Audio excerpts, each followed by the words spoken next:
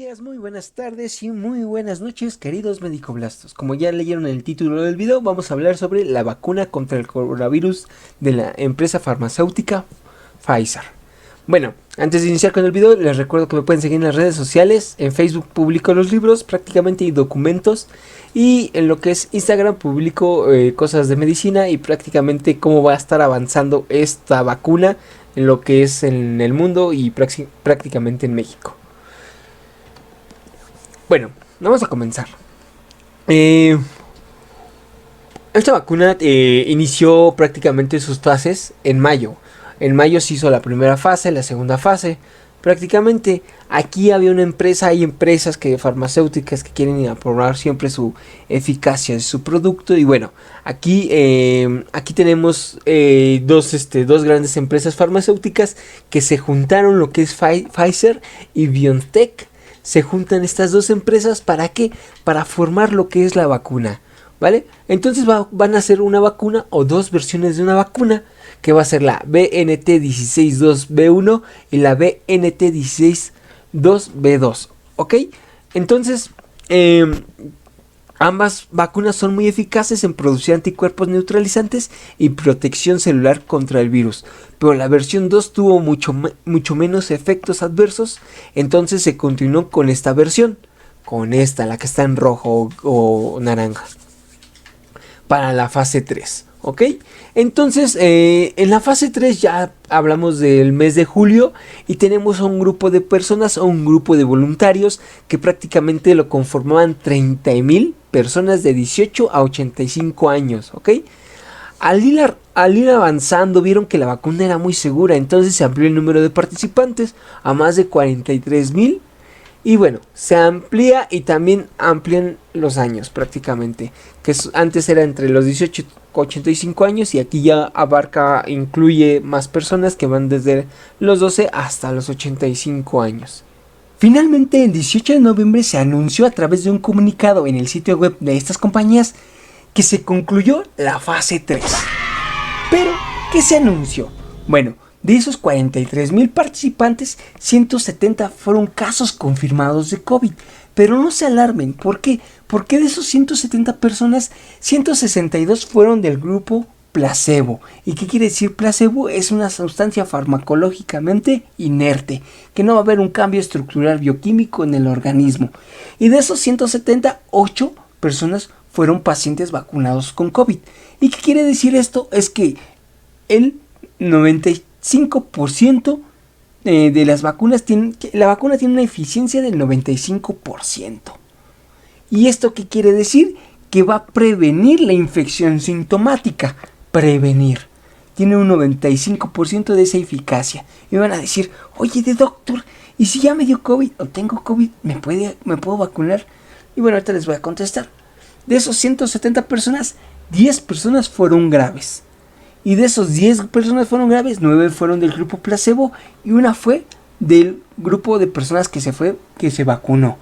Entonces, esto nos quiere decir que no solo nos protege para la infección sintomática, sino también nos va a proteger para la evolución en forma grave. Entonces, las personas que tienen COVID, que están cursando con COVID, la vacuna les puede ayudar a que no evolucione a una forma grave. Pero bueno, ¿cómo van a decir? ¿Cómo actúa la vacuna? Esto es también mega importante. Aquí tenemos una imagen del virus. El virus, como recordarán, yo di una clase de patología, se los dejo en el link de la descripción, de cómo funciona el virus, ¿vale? El virus va a tener un RNA, va a funcionar, hay diferentes tipos de virus, con DNA y RNA. En este caso va a actuar con un RNA, como se puede ver en la imagen. Entonces ese RNA lo tiene para que ese RNA lo que va a hacer todo va a crear diferentes proteínas. Una de las más importantes es la proteína de espiga o SPIC, ¿ok? SPIC glucoprotein, ¿ok? Esta proteína se va a codificar gracias a este RNA. Y esto es muy importante, ya que esta proteína, como se los comenté en el video anterior que realicé, va a interactuar con las enzimas, los EK2 de nuestras células, para así poder entrar al organismo y poder provocar la infección, ¿vale? Entonces esto es importante, el RNA va a formar estas glucoproteínas. Y bueno, este es el RNA y estas son las glucoproteínas de espiga. Pero pues algo muy importante aquí, o algo que quiero recalcar, es que el problema de los científicos dicen, ok, hay muchas formas de hacer la vacuna. Podemos meter el RNA en el cuerpo sin que tengamos todo el agente patológico, que serían las proteínas. Pero ¿cómo lo hacemos? El problema aquí del cuerpo es que si ustedes meten RNA, si agarramos y extraemos el RNA y lo metemos al cuerpo, el cuerpo es muy maravilloso. Hay unas existen enzimas llamadas ribonucleasas o RNasas, que al momento de detectar un RNA no correspondiente, lo van a degradar, y prácticamente serían estas enzimas. Bueno, no son estas enzimas, pero aquí tenemos un personajito que lo va a hacer, ¿no? Entonces lo va a detectar y van a degradar ese RNA, van a alisarlo, ¿vale? Además, no solamente va a destruir el RNA, las enzimas que son susceptibles a este mismo, sino también la temperatura ambiente. Es por lo tanto que estas vacunas se van a estar transportadas, se necesitan ser transportadas mediante recipientes especiales con una temperatura menor a 70 grados. ¿Por qué? Porque en el medio ambiente o en el cuerpo humano se degradarían, y menos 70 grados es más fría que una caguama prácticamente, y más fría que el corazón de tu ex, ¿no? Y bueno, una vez que están así, ya sea en la temperatura o ya sea esos RNasas, ¿qué va a pasar? Se dispara prácticamente y va a alisar ese RNA.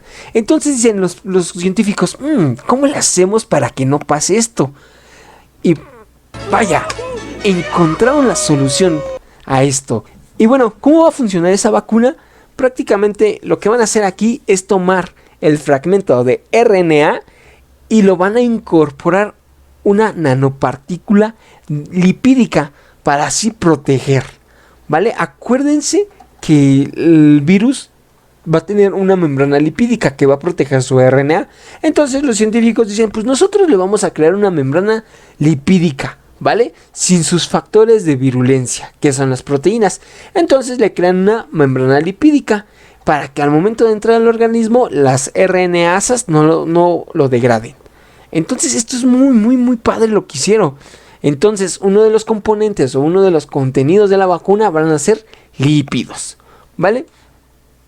Y bueno, también hay que hablar prácticamente de esos componentes, no solamente de los lípidos, ya que hay muchos comentarios de muchas personas que están en contra de las vacunas, que dicen que las agencias ocultan ingredientes de la vacuna, pero esto es totalmente falso, ya que los componentes se encuentran disponibles en el link de este video, se los dejo y pueden ver de qué está compuesta esta vacuna.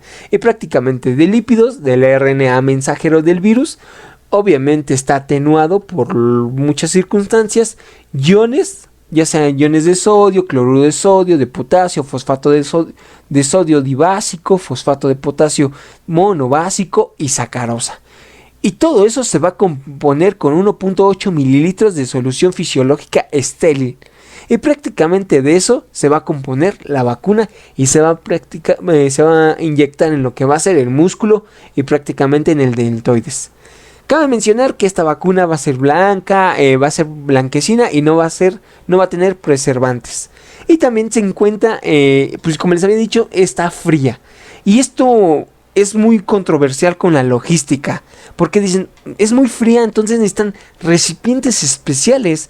Ya ven que la UNAM y muchos programas han estado diciendo, ¿saben qué? Van a hacer campañas de vacunación, pero vale, ojo, porque necesitan una logística muy muy cuadrada para que esto funcione, ¿vale? Porque ese RNA debe estar muy muy frío. Y bueno, para su administración se administran 2 dosis. La dosis del día 0, y se va a tener que meter un refuerzo el día 21, ¿vale? Entonces vamos a tener 2 dosis prácticamente. Y bueno, entonces hay que hablar cómo va a entrar. Ya tenemos cargada la jeringa, la vacuna, prácticamente tenemos la nanopartícula de lípidos y la vamos a ingresar en lo que es el músculo. Una vez ingresando al músculo se va a encontrar las células. Las células tienen una membrana celular que está formada de fosfolípidos. obviamente son lípidos. Entonces es como si ustedes echaran una gotita de aceite, con una gotita de aceite hacen homogénesis y se juntan. Entonces se echa la gotita prácticamente aquí para fines didácticos y se va a juntar. Una vez que ésta se junte, las membranas de estas mismas se van a juntar, se van a homogenizar y este material genético RNA va a meterse a la célula, ¿vale? Entonces una vez que ya esté dentro de la célula, como lo podemos ver aquí en la imagen, aquí es muy importante que tengo que recalcar que tenemos la célula. La célula, muchos llevaron biología y todo, tenemos que la célula se conforme de un citoplasma. El citoplasma lo tenemos aquí alrededor, es esto azulito, y dentro de ese citoplasma vamos a tener el núcleo. Entonces este RNA va a ingresar al citoplasma, ¿vale? Esto es mega muy importante. ¿Por qué? ¿Por qué es importante esto? Porque como pueden ver entra el citoplasma y no entra el núcleo. Y en el núcleo que hay está el ADN. Entonces no va a afectar en el ADN. Mucha gente dice, ¿sabes qué? Es que no se lo pones porque a mi hijo le van a salir rayos X, ¿no? Los testimonios son confiables. Un niño flotó sobre mí y voló un auto con su rayo láser. Y esto es totalmente falso. ¿Por qué? Porque no va a mover nada del ADN. Se va a quedar en el citoplasma de esta célula. Entonces, una vez entrando al citoplasma, acuérdense que ese RNA, hay algo que se llaman ribosomas. Entonces los ribosomas lo van a captar y van a codificar ese RNA. Es un proceso de traducción, ¿vale? Entonces, esto va a servir ¿para qué? Para que, acuérdense que ese RNA lo que formaba eran las proteínas de espiga o spike, ¿vale? Entonces ese RNA, ese ribosoma va a crear esas proteínas de espiga. Entonces son estas rojitas, o pongamos nada más para fines didácticos, esas proteínas de espiga se van a dirigir hacia otras proteínas que son los proteosomas. Se dirigen hacia los proteosomas y estos proteosomas van a romper estas proteínas. Y una vez que las rompen las proteínas de spike, van a ser pedacitos de estas mismas, y esos pedacitos se van a dirigir al retículo endoplásmico. Y una vez que se dirigen aquí al retículo endoplásmico, se van a incorporar a una proteína llamada complejo mayor de histocompatibilidad 1, ¿vale? Entonces ese complejo mayor de histocompatibilidad 1, pues ya tenemos una respuesta inmune celular.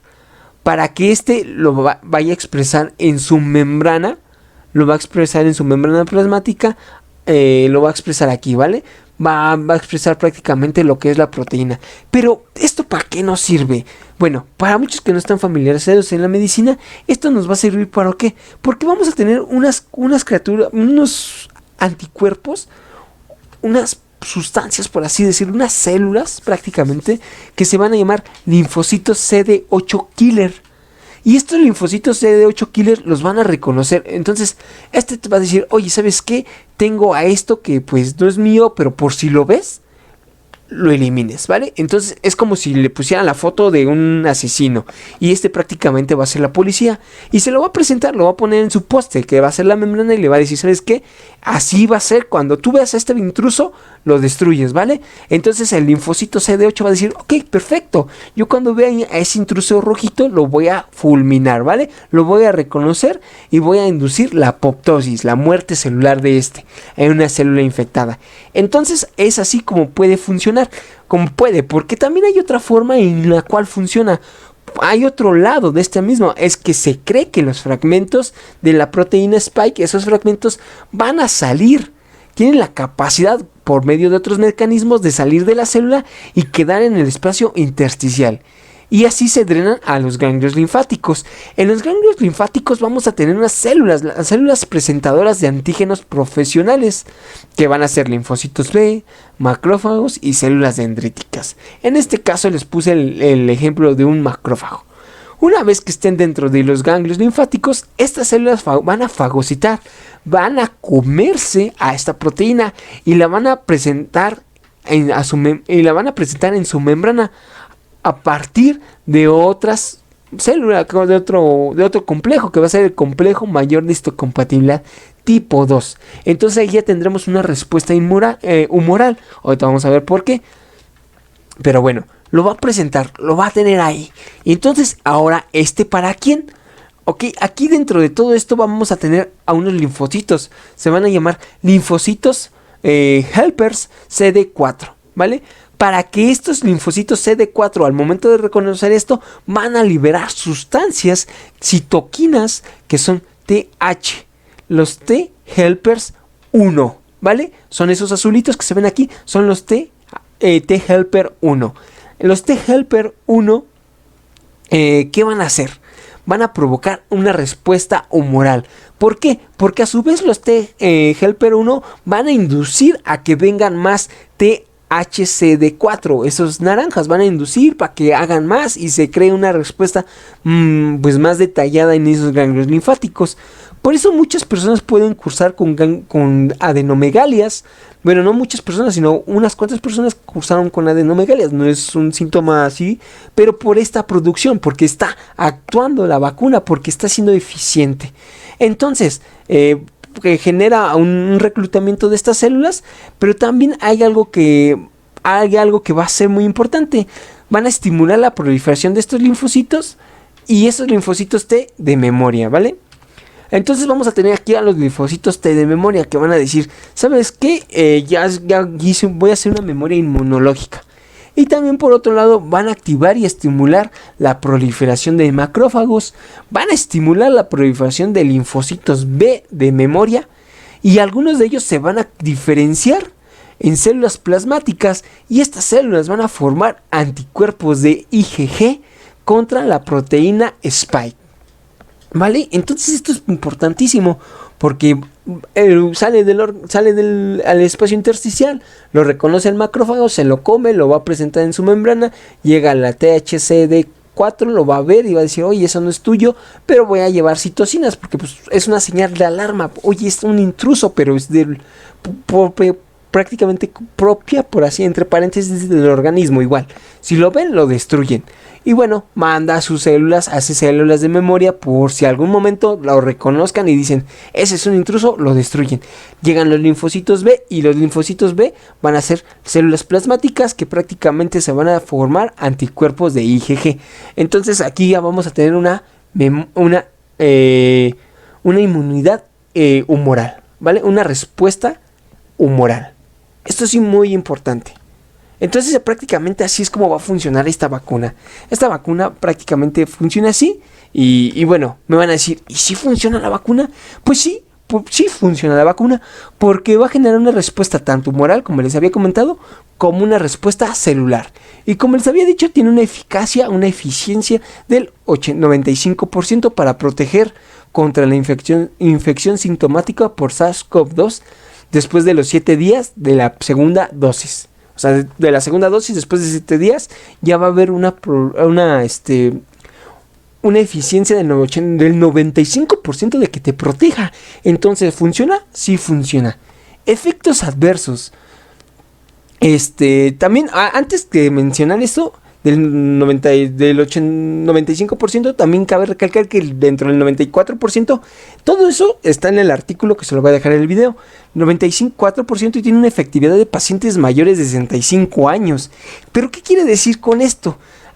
Pues que la efectividad es independientemente tanto de la edad como el sexo y también la región, ¿vale? Porque se hizo un grupo y prácticamente es muy eficaz, no importa la edad, ¿vale?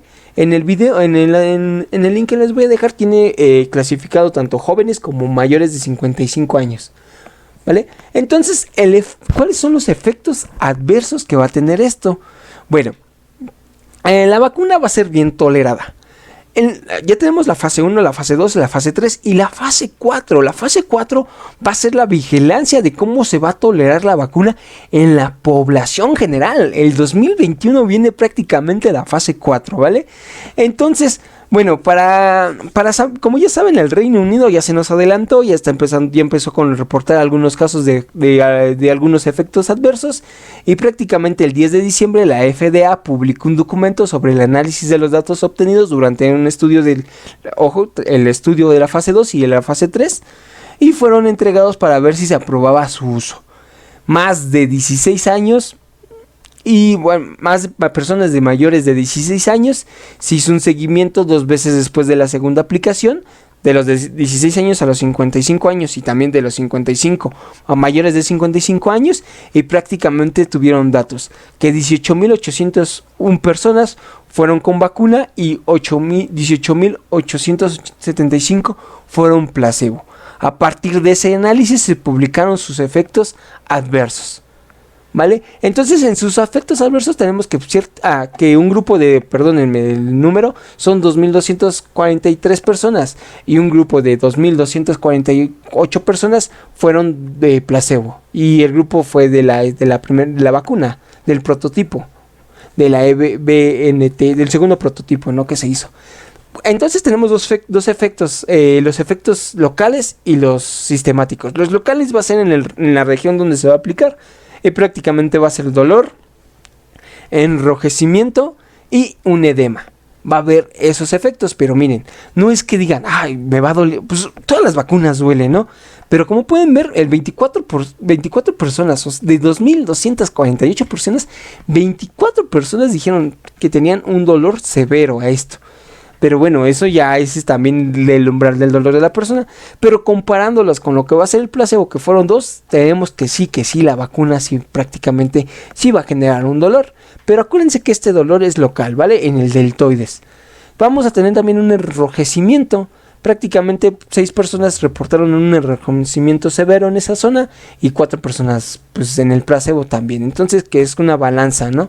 Prácticamente también puede ser mucho la técnica de la vacuna que se lleve la aplicación de esta misma, ¿no? Por eso se tiene que capacitar a esas personas.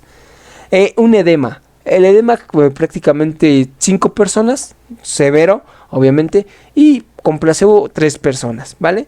Entonces esos datos son óptimos, de 2.000 y feria personas, son unos resultados muy óptimos. Entonces eso fue en cuestión de local. También tenemos efectos en cuestión sistemática. Prácticamente para que algo se considere severo es que te deje, no te dé incapacidad de hacer tu vida laboral, de hacer tu vida cotidiana. Eso sería un efecto muy severo. Y prácticamente el efecto más severo que hubo reporte fue el de fatiga. Pero bueno, creo que la mayoría tiene un efecto severo de fatiga. Y prácticamente tenemos este reporte que de 33 personas tuvieron fatiga severa y solo el 11 con dosis placebo, ¿vale? Yo creo que yo me incluiría en ese tipo de fatiga. También vamos a tener un dolor de cabeza, vamos a tener también lo que va a ser un resfriado, vómito, diarrea y también dolor muscular. Y eso fue prácticamente lo que se va a reportar en estas personas, ¿vale? Entonces son efectos que son, como pueden ver, pues el vómito, 0 personas prácticamente, diarrea 3 personas, dolor muscular 13 personas y resfriado 9 personas. Pero ya vieron ¿de cuántas personas? O sea, estamos hablando de 2.238 personas. O sea, es un riesgo-beneficio, ¿vale? Estás viendo que pues te están quitando prácticamente la sintomatología grave del COVID a cambio de que tengas un poco de diarrea, un poco de dolor, que no va a pasar más de 3 días con estas personas sintomáticas. Entonces es un riesgo-beneficio muy muy importante también. Y bueno, vamos a tener personas con fiebre. Y como pueden ver, nadie tuvo, de los que se inyectó, fiebre mayor de 40 grados. Hasta en el grupo placebo, cabe mencionar que sí hubo. También hubo un estudio respecto a personas embarazadas que se aplicaron la vacuna. Y no es que digan que te embarazó la vacuna. No. Sino que sí se puede aplicar y no hubo un efecto durante el embarazo de esta vacuna. No hubo un aborto, porque muchos dicen, es que te deja estéril, es que te abortas. No. El estudio está ahí y hay gente que sí avala ese estudio. Y solo de todas esas personas, 3 fallecieron, pero prácticamente porque ya tenían comorbilidades, ya eran personas obesas, personas ateroscleróticas y bueno, son cosas que pues eran cosas esperadas en un estudio, pero prácticamente la vacuna es eficiente y sus efectos adversos son muy mínimos. También tenemos los efectos prácticamente aquí ya anunciados, que son desórdenes generales, como inyección dolor en el sitio de inyección, fatiga, pirexia, también resfriado y dolor. Un dolor muscular, mialgia, dolores musculares y artralgia, dolor en las articulaciones. Pero si pueden ver, solo el 1.1% de esas personas reportó un dolor articular Y prácticamente pues esto fue lo que tuvieron el caso. Si ustedes quieren ver, leer, completar lo que se vio, los efectos adversos, son estos los efectos adversos, ¿vale? Más también hubo una parálisis de Bell's, que es una parálisis en lo que es la fascia, en lo que es la cara, pero bueno, fue muy mínima, fue reportado, me parece que solo fue reportado 2-3 casos de esta parálisis de Bell, pero también fueron efectos que se podrían dar dentro de un marco avalado, ¿no? Por la FDA. Por lo tanto, se obtuvo que pues sí, es muy muy beneficiosa esta vacuna y prácticamente se va a seguir siendo esta vacuna. Y bueno, vamos a esperar en el 2021 qué efectos vamos a tener, qué efectos va a pasar en la población, cómo lo vamos a interactuar este fármaco con pues prácticamente en la población. Pero bueno, entonces sus hijos van a estar bien, ustedes van a estar bien, infórmense. Hay fake news super malas, no crean todo lo que ven en internet, y prácticamente yo les dejo el link en la descripción. Si les gustó el video pueden suscribirse, y prácticamente si quieren seguir viendo más sobre la vacuna, más cómo va el proceso de la vacuna, lo estaré publicando en mi Instagram, cómo está viendo las fases aquí en México, quién se va a aplicar primero y quién se va a aplicar hasta el último, para que no me tocó el número de las tortillas y voy hasta atrás, ¿vale? Entonces, sin nada más que mencionar,